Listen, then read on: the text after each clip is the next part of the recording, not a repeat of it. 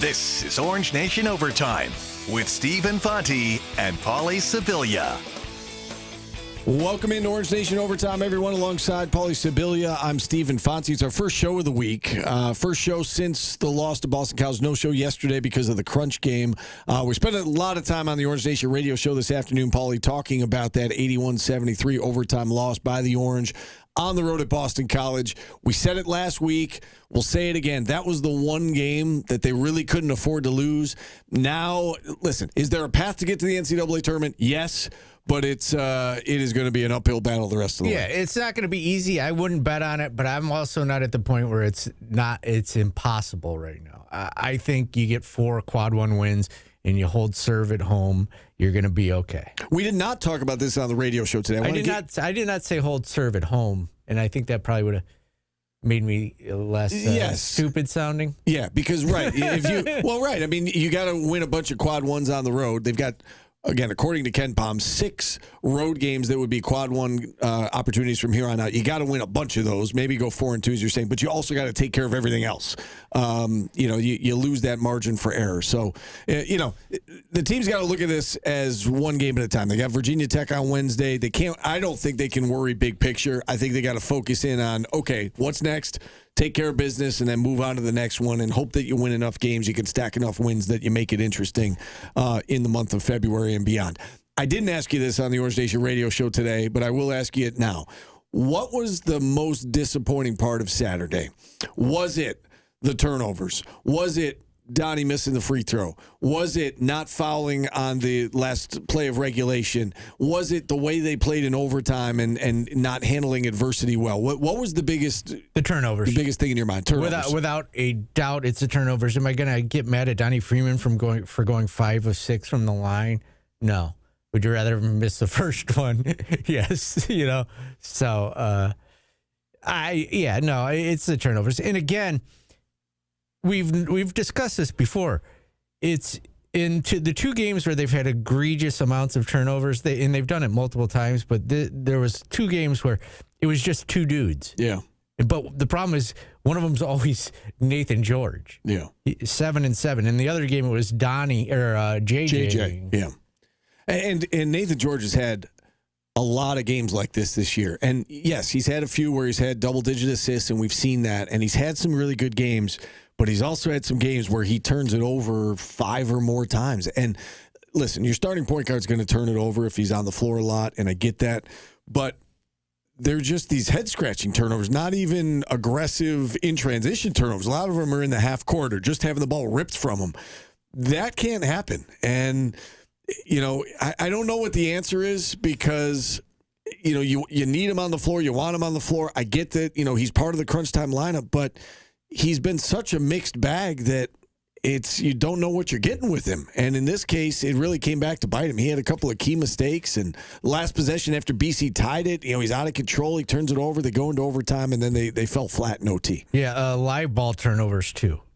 Ooh, just 22 points for BC off of turnovers. Yeah. That can't, it's one thing if you step out of bounds and you get back and have your defense set, but if the other team's getting the ball and beating you down court and scoring easy, that's a recipe for disaster. The one that stood out to me was in the first half where he had just committed a turnover, and then the very next time down, he has the ball ripped from him, and instead of instinctually going back on defense, the first thing he does is he hangs his head, and then he runs back on defense. He's behind the play. I think BC ended up getting a dunk out of that transition, at the other end, and he can't make those mistakes, number one. Number two, he can't compound it by hanging his head and not getting back on defense, and you're right, the live ball turnovers are the ones that kill you. Yeah, and one thing, I will say one positive thing that I've taken, Syracuse is shooting the 3 ball better.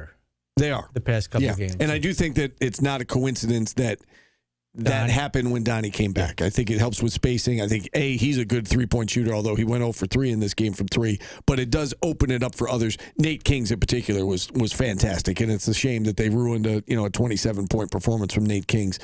He was very, very good in that game against BC, but that gets lost in the fact that they lost the game and they fall to 3-2 in ACC play, and now an uphill battle from here on out. We had Mike McAllister on the show today. Since it is kind of our Monday, we have Mike on every Monday. Didn't have a show yesterday. So we had Mike McAllister on today, and we asked him for what stood out to him the most from that game on Saturday.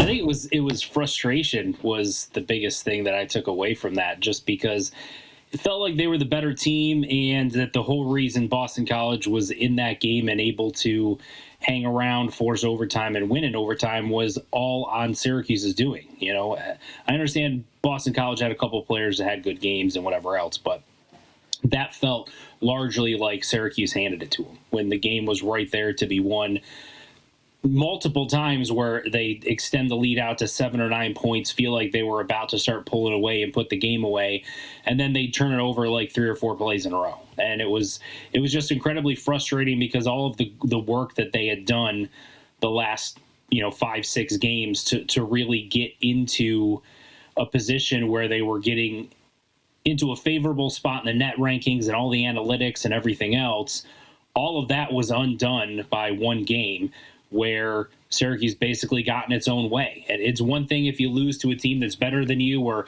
some guy has a 35, 40-point night and just, beat you unexpectedly.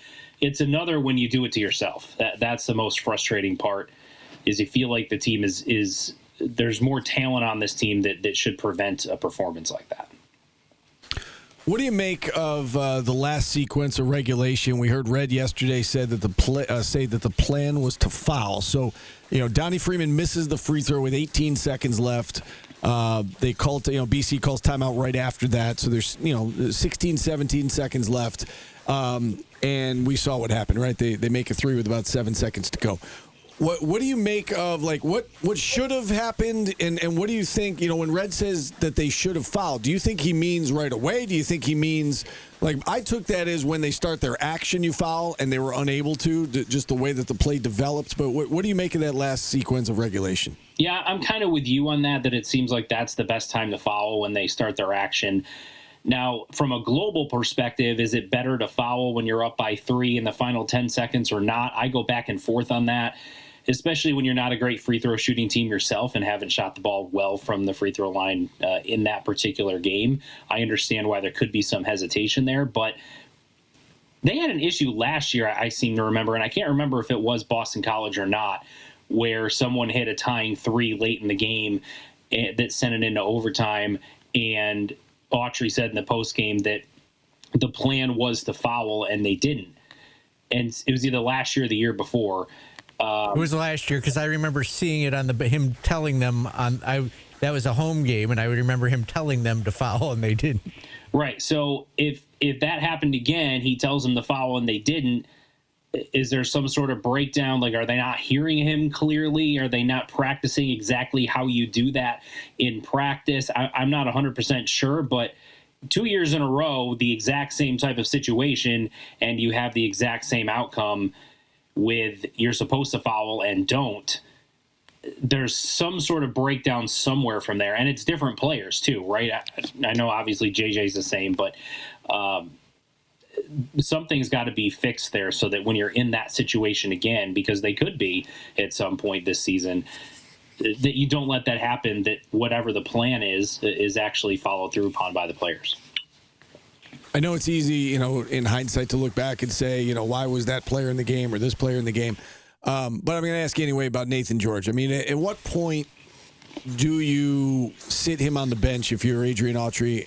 And I get that in crunch time you want to have the guys you trust the most out there, but it's gotten to the point where you don't know what to expect out of him. I mean, he turned the ball over 7 times, and including the last play of regulation after BC tied it, just kind of an out of control play and loses the ball. I guess put your head coach hat on here for a second. If you're Adrian Autry, do you continue to stick with Nathan George in key spots?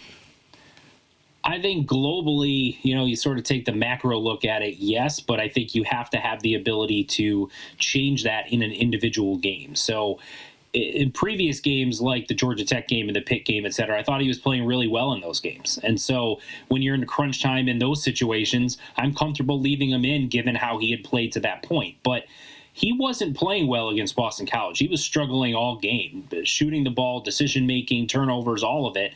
So if I'm Adrian Autry or if I'm the head coach at that given moment, I'm fine with saying, JJ, you're going to play the one down the stretch here in the last couple of minutes. And you sit Nate down, and then, you either talk to him right then or you talk to him afterwards and say, listen, I still trust you. I still have your back, and you're still our starting point guard. But sometimes in individual games, you're just not at your best, and I needed someone who was. And so, yeah, I sat you for the last couple of minutes of this game, but I fully expect that next game you're going to come out, play like you had in the last few games, and that we'll be able to put you back out there in those situations. And how do you feel about the? Oh, sorry. Well, go ahead. How do you feel about the line changes that seem to happen at the same time in the first half and second half of every game that this coaching staff does? I heard you earlier say that it feels like it crushes momentum, and I tend to agree with you. I'm not saying that means don't sub at all, but maybe instead of bringing in 3 or 4 players, you bring in 1, right? Maybe throw in Kyan and take out, either JJ or Nate George and go from there, or put him in instead of Nate Kings, depending on what your situation is. Maybe bring in a Tyler Betsy, and if you're going to play, Donnie Freeman at the 5 for a little bit, or whatever the situation is. But substituting 3 or 4 players out, like you said, that kills your momentum, that kills your rhythm, and it's so much harder to ramp that back up, I think, is the other part of this, right? It's one thing to hurt your momentum. It's another to understand that when you bring in 3 or 4 guys that are all on the bench and aren't warmed up and in the thick of it at that moment, it's going to take them a little bit to kind of get in the flow of things. So if you kind of do that one at a time, it feels like that might be the better approach. But again, I'm not a coach. That's just my opinion of how I would do it if I was running things. But the result, at least the last game, seems to support that the wholesale changes don't always work. Yeah, it also feels like the substitutions are scheduled. Like, we've seen multiple games where JJ is just lighting it up, comes out, scores the first 5 buckets, and then he's out. He's the first player out, and it's not George. It feels like, I don't know. Do you see that also?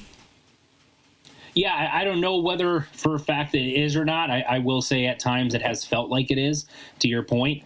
And that's, I think part of being a head coach is having a feel for those types of things. And it's entirely possible that that's not the case. It has felt like that at times. I don't know either way, but, I think part of any development as a head coach, and we have to remember, right, Red is in year 3 as a head coach. I get the impatience and everything else, but it's not like this is year 15 of him, right? So some of these things are things I think that you learn and develop over time, and some of that is the feel for when to take a guy out, when to put a guy in. And if JJ comes out and scores 10 points in the first 5 minutes, and your normal pattern is, at the under 16 timeout or whatever it is that you're going to take JJ out, maybe in that one instance you don't.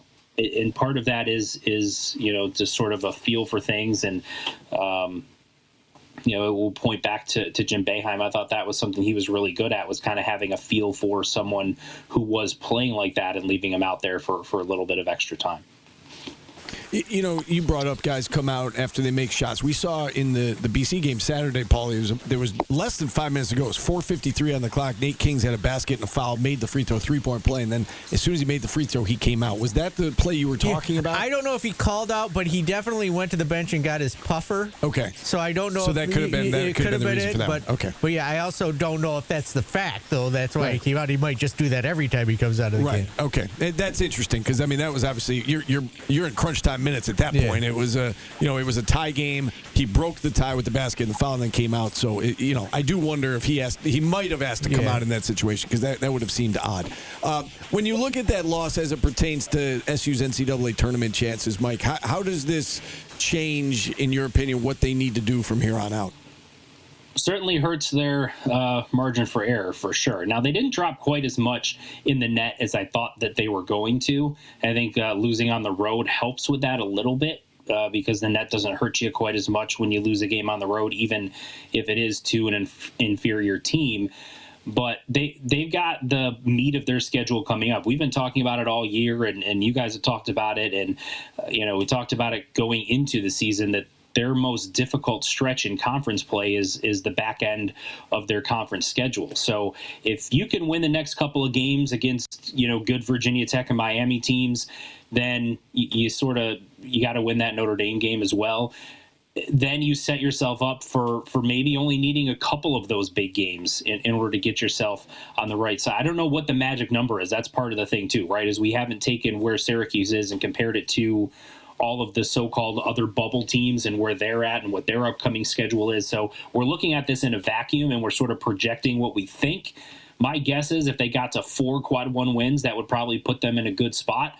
But I think you also have to be competitive in those quad one games that you don't win, because the other part of this is when you lose a game like that, you take part of the argument of, well, all of the games that they had lost was when Donnie Freeman wasn't there, or he hadn't started and was just coming back from injury. So the committee can take that into account, right? You didn't have Donnie Freeman for the Houston game. You didn't have him for the Hofstra game or Kansas, et cetera.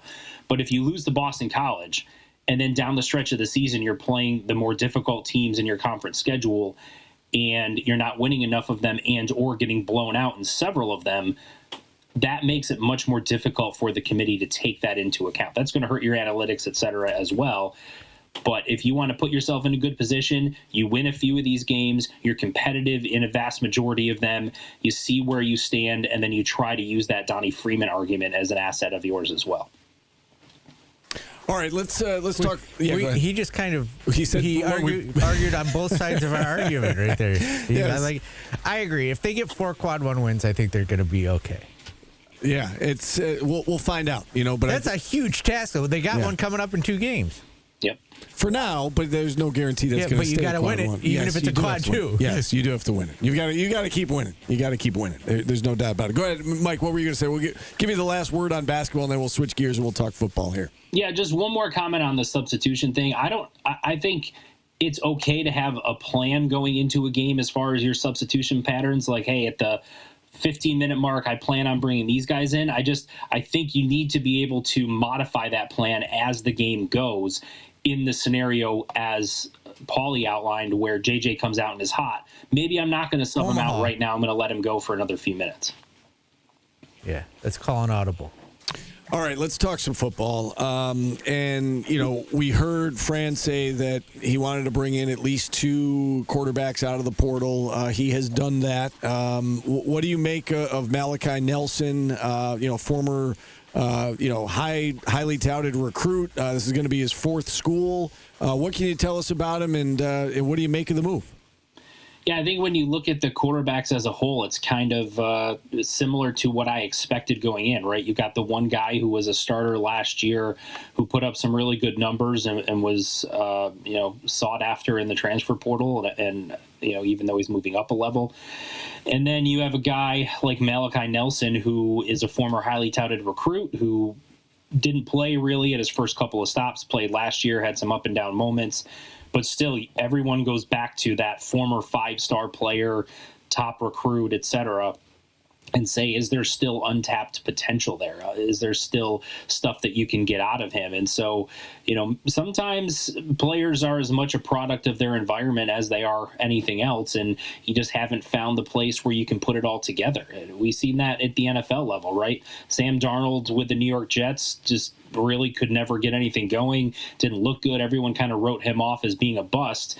Then he goes to Minnesota, has a great year, turns that into a big contract with Seattle, and now they're 1 win away from playing in the Super Bowl. So sometimes if you have that talent as your benchmark and you get to the right place to bring that out of you, you can put it all together. So I think Syracuse certainly hoping that can come to fruition. And then, of course, you get the kid from Georgetown who's coming up from an FCS school as well, who has starting experience. So I think they did a nice job overall at mixing the former highly touted recruit that hasn't put it all together yet with guys with starting experience that have been productive.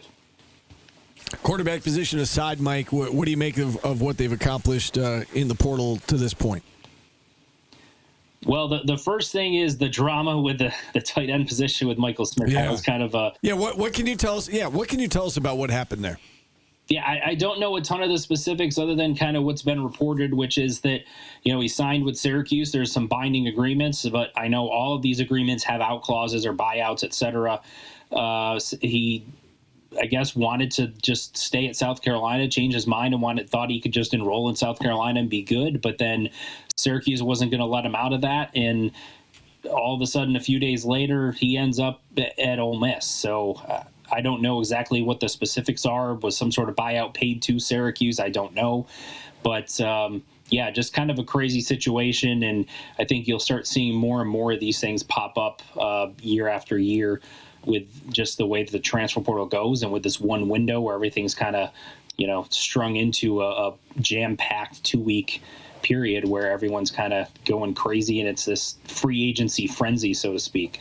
But outside of that, I think they did a really nice job getting pass rushers and upgrading their defensive line. Keyshawn Johnson from UT Martin was one of the most sought-after pass rushers in the transfer portal, had 13 sacks last year, FCS All-American. And then the kid from UNLV, former top 100 overall recruit, tons of potential, 6'6", really good edge rusher, finally puts it together last year and I think is ready for an even bigger breakout year this upcoming season. And then the guys that they got in the middle of the defensive line too. Defensive tackle might not be a sexy position, but all of a sudden fans get really concerned about it when teams are running for 200-300 yards on you. So the guys that they got, there's some connections to some of the new coaches that they brought on, and they're big guys and certainly shore up their depth in the middle of the defensive line. That's Mike McAllister. We have him on every Monday on the Orange Nation radio show at 12:30. He appeared Tuesday today because of no show yesterday. We ended talking some football. We should mention Fran Brown will be on the Orange Nation radio show tomorrow. Huge get. 1 o'clock. We'll talk transfer portal. We'll talk all things with Fran having to do with the team. We'll also replay that interview, of course, on Orange Nation Overtime on WSYR Plus. We spent a little bit of time, not as much time as we probably would have otherwise, today talking Bills-Broncos and talking Bills in general with the big news yesterday that Sean McDermott is out as head coach. Brandon Beane not only retained but promoted to the role of president of football operations. He will spearhead the search for a new head coach. It's been a rough 48 hours, rough few weeks for Bills fans. They had to say goodbye to the stadium, then they have to say goodbye to the 2025 season. How do they go on without saying goodbye to their stadium? Well, I mean, it was. I said it was an emotional few weeks. It was. That stadium meant a lot to the fans. They lose. They're out of the playoffs, and now they lose their head coach. Which, again, a lot of fans, were they critical of Sean McDermott at times? Sure. He was a really good head coach. They went 17 years without going to the playoffs, Paulie. He arrives. They somehow make it that first year. Tyrod Taylor's the starting quarterback. They make the playoffs. They miss it the next year, and then they go 7 straight, including 5 straight AFC East titles. He was a good coach. He established a winning culture in Buffalo, and he's going to be missed. And, I hope that the Pagulas kind of have their next step in mind, that they know what's coming next. But it's an uneasy time, I think, for Bills fans right now, not knowing who the next head coach is going to be. You hope that Josh Allen is on board with this. I would assume that he is. But there are a lot of questions for the Bills heading into this offseason. Also a little late to the game, too. Yeah. Would you have wanted Harbaugh? Maybe. I mean, he seemed like he was the best coach on the market. Mike Tomlin is on the market but says he doesn't want to coach next year. It's also going to require a trade because he's under contract. Correct. I know Brian Daboll's name has been brought up, and he had a very close relationship with Josh, and Josh was probably his best self with Brian Daboll, but he went to New York and it didn't work out. So do you bring in a coach who struggled in his first head coaching job, to Buffalo? I don't know. So there are, do you give Joe Brady the reins, who, he's been the offensive coordinator, and it sounds like they want an offensive-minded head coach, especially with Josh in his prime. I don't know. My guess is that the Pagulas know what path they're going to take right now, but Bills fans not knowing that, it is an uneasy time. Steve, on this day in 1990, a dance craze took over America. Weddings, high school proms. It's not the Macarena. Do you know what it is? The song peaked at 51, but it was number 1 in the hearts of America when it came on and there was a dance floor. Man. So it's probably 1990 is probably later than the YMCA. That was probably prior to that, right? Yeah, YMCA was 70s. Yeah, right. You probably did it. Electric slide. Bang! Is that right? You got it. Marcia Griffiths, the electric slide. All right. Proud of you, kid. Very rarely do I get these trivia questions right. I'm glad I nailed that one. All right. We got to go. Again, Fran Brown tomorrow, 1 o'clock on the radio side of things. We'll replay that interview on Orange Nation Overtime, 4:30 WSYR Plus. For Paulie, I'm Steve. Thanks for joining us, everybody. We'll see you tomorrow.